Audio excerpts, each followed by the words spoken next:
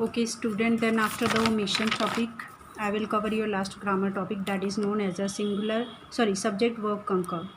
Sometimes it's known as a agreement, subject verb agreement. Generally, people used to call it as a subject verb agreement. So let me to explain that what is it.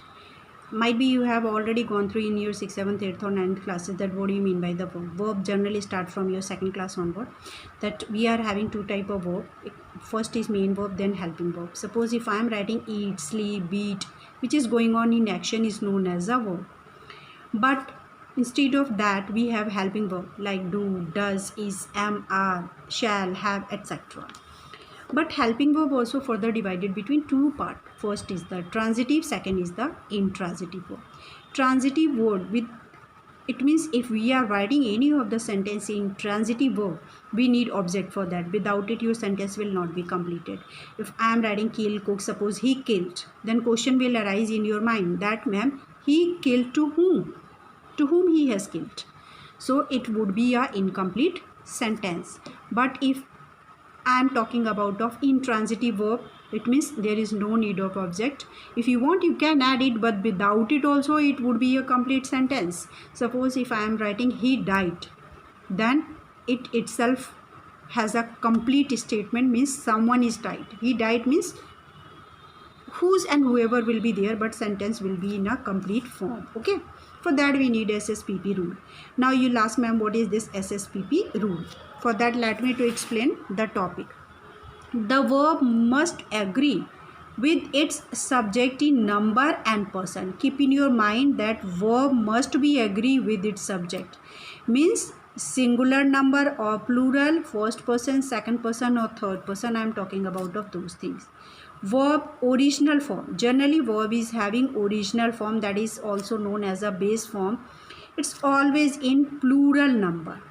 But when we add s or es, it becomes singular. Okay, just opposite to noun. Suppose if I am writing a boy in noun, if I am writing a boy, then it will be a singular form. But if I am adding s and es, it would become boys. Cow, cows. Okay, but what the verb is having, if I am writing eat, then without ses, your verb will be in a plural form. If I am adding s or es, then your verb would become singular. Eats, goes, does, eat, go, do. Without ses, it will be in a plural form. Okay, so this is known as a SSPP. For SS, I have written one example. Singular subject, singular word. So the boy read. Boy is subject, singular. Okay, read, verb, plural. Now because without s or es, now second, the boy, singular, reads, I have added here s, it means the singular. Okay, you could see here verb with s, es. So which is the right statement? Obviously this is your right sentence. Without ss, same, singular, singular. sp, it means wrong. Need not to be, because they are not doing agreement. They are not in a same format. They are not concurred. They are not agree. PP rule is means ki plural subject, plural verb. Plural subject, plural verb should be there. Agreement should be like that. So if I have written the boys read, boys with the ses, plural, without ses, plural. Now the boys as reads, yes, this is in a plural, but this is in a singular, because when we are adding ses, verb would be in a singular. So plural, plural, right statement is this, not this. I hope you are getting what is a concord or agreement.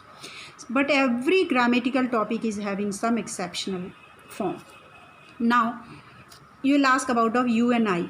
So for that also I want to explain, that will not create any problem during the time of your exam, or for further purpose also you can keep in your mind.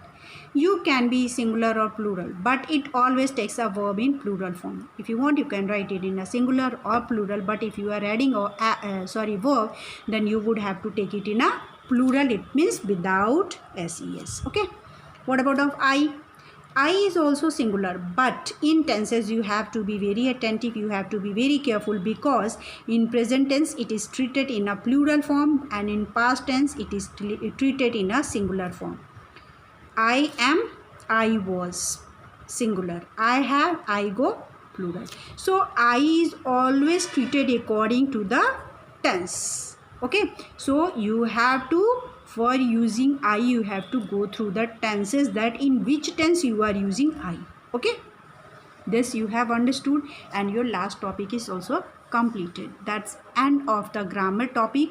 Now some of the students have asked the question that ma'am, all the questions we will get in a multiple type of question, multiple type of format. So let me to clear that Rajay, I am also not sitting with the person of the CBSE and the person who are preparing your question paper, but whatever instructions they have given your syllabus, accordingly I am explaining to you so that you will better understood it.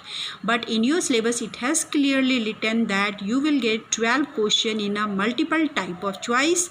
Among 12 you have to attend 10. Okay, so let's see, because syllabus or format has changed. If I am covering the topic, if I have explained the chapter, either they will give you short, very short or long type of question. I cannot predict about of that. Okay, so I also have to wait till the time of your board exam, or at least up to the month of January, so that you will have the clarity about the format of question. Okay.